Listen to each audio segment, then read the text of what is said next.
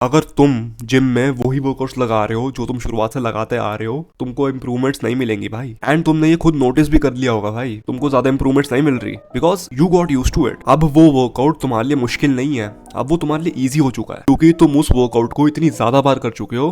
Your used to it now, अब तुम उसको इजिली कर लेते हो। That is not a task for you anymore. So in this video I will tell you कि तुम अपने वर्कआउट्स को अपग्रेड कैसे कर सकते हो, how you can take your workouts to a next level, how to upgrade them. बहुत लोगों को ये चीज पता ही नहीं रहती एंड वो सेम वर्कआउट जो वो शुरुआत से करते आ रहे हैं वही करते रहते हैं, रिजल्टिंग इन नो इंप्रूवमेंट्स। ठीक है, थोड़ा सा इंप्रूव कर लेते हैं बट थोड़ी सी मसल बिल्ड करते हैं, उससे ज्यादा मसल बिल्ड ही नहीं कर पाते, वैसे ही सेम रहते हैं। उन्होंने अपने वर्कआउट को अपग्रेड नहीं किया, वो सिर्फ सेम लेवल पे ही रह गए। तुमको ऐसा नहीं बनना। मैं तुमको बताऊंगा कि ये मिस्टेक कैसे अवॉइड कर सकते हैं। एंड अगर तुम ये चीजें कर रहे हो ना, like doing the same workout every single day, and तुमको पता नहीं यार वर्कआउट्स अपग्रेड कैसे करें, तुमने पीटी ले रखी किसी ट्रेनर से एंड वो तुमको सेम चीजें बताया जा रहा है बट तुमको इंप्रूवमेंट्स नहीं मिल रही, 4-5 महीने हो गए तुमको इंप्रूवमेंट्स नहीं मिल रही, वो सेम एक्सरसाइजेस से वो सेम डाइट से इंप्रूवमेंट्स नहीं मिल रही, that means bro something has to change. जो तुम अभी वर्कआउट लगा रहे हो ना वो एक्चुअल में इतना मुश्किल नहीं है। So something has to change. So सबसे पहली बात, अगर तुम प्रो स्प्लिट फॉलो करते हो ना, इसको बिल्कुल बंद करो। चाहे तुम जिम की शुरुआत कर रहे हो, चाहे तुम एक लंबे ब्रेक लेके जिम वापस चालू कर रहे हो, never start with a bro split. सबसे बेकार चीज है। ब्रो स्प्लिट का मतलब क्या होता है? तुम हर एक मसल ग्रुप को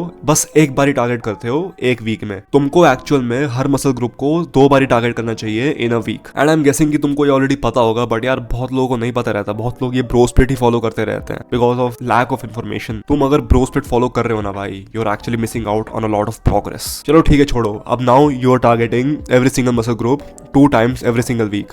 पुश पुल लेग्स कर रहे हो, लेग्स पुश पुल कर रहे हो, जो भी कर रहे हो, but you are targeting every single muscle group 2 times every single week. अच्छी बात है, this is an improvement from a bro split. सो इसको हम अपग्रेड कैसे करें? बिकॉज पुश पुल लेग्स तो तुम अभी भी लगा रहे होगे, इसको तुम अपग्रेड कैसे करोगे? अपने वर्कआउट्स को अपग्रेड करने का तरीका है just increasing the intensity. Don't be that guy जो 2 घंटे ट्रेन करता है जिम में, हर एक मसल ग्रुप के 6-10 एक्सरसाइज लगाता है। लाइक मेरे जिम में एक बंदा आता है, वो बाइसेप के 10 एक्सरसाइज लगाता है। पागल, इतनी छोटी मसल ग्रुप है बाइसेप, उसके तू 10 एक्सरसाइज लगा रहा है। Doesn't make any sense. इतना टाइम वेस्ट होता है ना। तुम्हारा वर्कआउट मैक्सिमम 1 घंटे का होना चाहिए। मैं 1 घंटा भी ज्यादा बोल रहा हूँ भाई, 30 to 40 मिनट मैक्सिमम। बस ये 30-40 मिनट में तुम इंटेंसिटी को बहुत बढ़ा दोगे, तुम हैवी वेट मारोगे, तुम रेप्स भी बढ़ा दोगे। देखो यार, मैं भी पहले 2 घंटे के वर्कआउट लगाता था, लिटरली 2 घंटे के वर्कआउट्स। इतना टाइम वेस्ट होता था ना मेरा, एंड मेरे वर्कआउट इतने इंटेंस भी नहीं थे, लाइक आराम आराम से करता था। अब मैं सिर्फ 30-40-50 मैक्सिमम इतना वर्कआउट लगाता हूँ। एंड इन वर्कआउट्स में मेरी इंटेंसिटी बहुत ज्यादा होती है भाई। मैं एक्सरसाइज के बीच में रेस्ट बहुत कम लेता हूँ। लाइक देखो, अगर मेरा बैक डे है, मैं लैट पुल डाउन लगा रहा हूँ, तो मैं बीच में रेस्ट नहीं लूंगा, मैं सीधा सीटी ड्रोस में चले जाऊंगा। आई नो थोड़ा क्रेजी हो जाता है बट ब्रो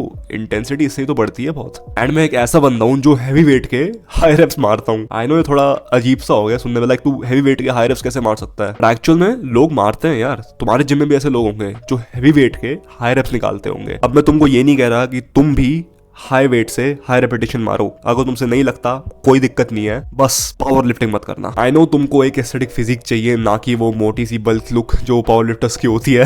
तुमको भी छोटे वर्कआउट्स लगाने चाहिए बिकॉज छोटे वर्कआउट्स का मतलब क्या होता है? तुम एक्सरसाइजेस कम लगाओगे एंड तुम इंटेंसिटी के साथ लगाओगे। Always consider quality over quantity. ज्यादा रेप्स मार के, ज्यादा वेट मार के, ज्यादा एक्सरसाइज मार के तुमको एक अच्छी फिजिक नहीं मिल पाएगी। अच्छी क्वालिटी में करो, ढंग से करो, अच्छी फॉर्म के साथ करो, फेलियर रीच करो, प्रोग्रेसिव ओवरलोड करो, इंटेंसिटी बढ़ाओ। जितना भी लंबा वर्कआउट है तुम्हारा, अगर तुम एक्सरसाइज ढंग से नहीं कर रहे तो तुम मसल अच्छे से गेन नहीं कर पाओगे।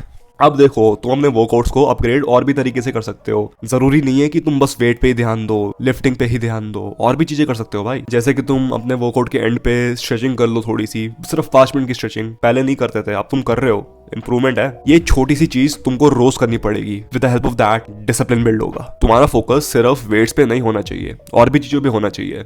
Like stretching at the end of your workouts, वो एक बहुत अच्छी चीज है, करनी चाहिए सबको। मैंने भी बहुत दिनों से छोड़ रखी है, मैं भी चालू करूंगा आज से। एब्स वर्कआउट लगा लो अपने वर्कआउट के एंड पे, 50 क्रंचेस मार लो, दैट्स इट। कहीं ना कहीं से तो चालू करोगे ना तुम। So what's wrong with starting with 50 crunches? 10 crunches लगा लो भाई, अगर तुमसे 50 नहीं होते तो, बट रेगुलरली करो। ऐसे भी तुम्हारा वर्कआउट्स अपग्रेड हो रहा है, ऐसे भी भाई तुम इंप्रूवमेंट्स बनाओगे।